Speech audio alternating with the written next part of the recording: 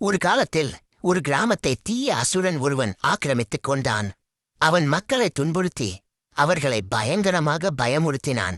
அந்த அசுரனுக்குச் சமமான சக்தி படைத்த வேறு யாரும் இல்லை என்று கருதப்பட்டது. மக்களின் அழுகுரலை கேட்ட காளியம்மன் உக்கிரமான வடிவம் எடுத்தாள். அவள் கருநிற மேனியுடனும் நீண்ட நாக்குடனும் கையில் வாளுடனும் வந்து அசுரனை எதிர்த்தாள். பயங்கரமான போர் நடந்தது.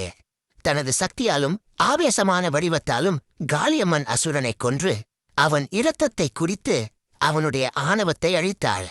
அசுரனின் அழிவால் கிராம மக்கள் விடுதலை அடைந்தனர். அசுரனை அழித்த ஆவேசத்தில் காளியின் உக்கிரம் குறையவில்லை.